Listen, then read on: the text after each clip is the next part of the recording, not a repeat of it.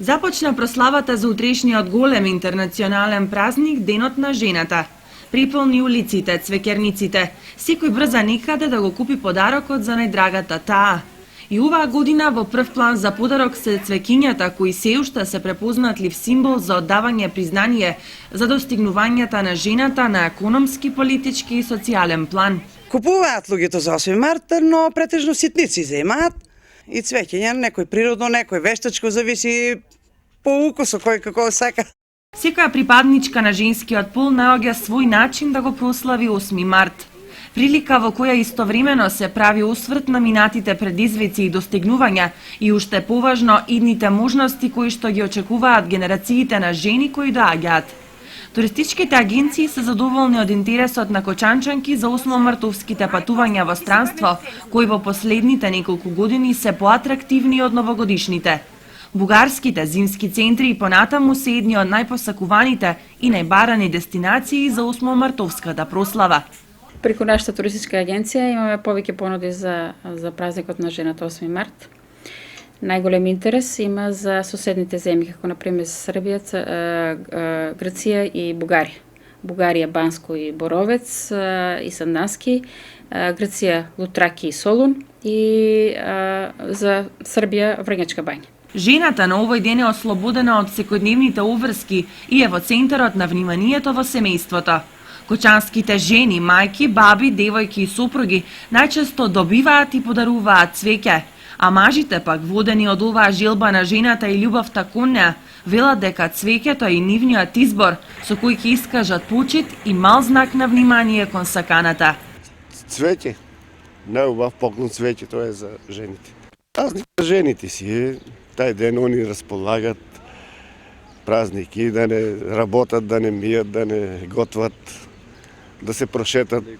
Ова е за сопругата сега, малку потанок е джепо, ама нема проблем, треба на внимание сега, празник 8 март. Тоа е еден ден у годината, неле? И треба да се обрне внимание, сепак женскиот пол си е, без ник не се може. Не е важно поклоно колку ќе биде, важно е внимание. Така. Секоја ли година ја изненадувате? Секоја година. Ова е мало и едно чоколадо со лешник. Оти ние сме малку постари. Така да. Па мислам дека отчужената е секојаш у фамилијата, мислам, според мене, нешто што највеќе заслужува да се почитува и треба да и се еден ден да има свој. Јас сега ќе купам на моите по нешто да им поклонам и на сите нека им ми среќен празник. Па ќе по нешто скромно, по едно цвеќенце, така. Секоја ли година го одбележувате? Секоја година. Со фамилија, со пријатели, така. Најчистите и најневините честитки се пак оние детските. Токму тие со најголема возбуда го дочекуваат овој ден, кога нивната мајка, баба, наставничка треба да добие подарок како благодарност за незиното постоење и незините големи дела. Нашите наставнички за 8 марта купивме поклони, цвеќиња. А на мајките? На мајките и направивме честитки, и потоа ќе ги изненадиме со некој убав поклон. Секоја година ли им купувате подароци? Да, по секој 8 март. За мојата мајка што ќе подарам се уште не сум размислила. Така лани што ја купи? Па лани купив цвеќе и дадов честитка. Ова руже купивме за нашата драга класна раководителка. Нека ни честит празникот на сите и се најдобро. Светски познато е дека 8 март е празник кој е основан по предлог на Клара Цеткин на втората меѓународна конференција на жените социјалистки во Копенхаген во 1910 година. Приказната сепак започнува уште во далечната 1857 во Њујорк, кога организиран еден од првите протестни митинзи на жените кои работеле во текстилните фабрики.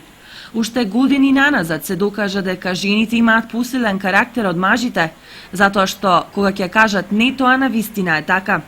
Инаку 8 март е повод и за мажите да покажат дека не заборавиле да бидат кавалери, а жените да се однесуваат како дами. На тој начин, ниту еден кавалер не смее да заборави да купи цвеќе за жената до себе. А таа има многу лица и улоги и секогаш треба да влегува во нив истовремено. Таа е и жена, мајка, колега и пријател.